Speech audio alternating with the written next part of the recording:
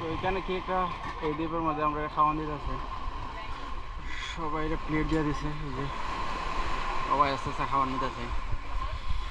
মানে আমরা বুক করছি হয়েছে মানে বুফে লাঞ্চ সহ আর কি খাবার।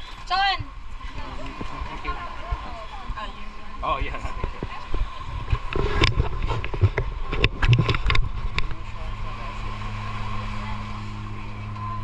এই যে আমিও আছি তার সাথে, যেহেতু আমরা নিচে বুফে লাঞ্চ সহ আর কি।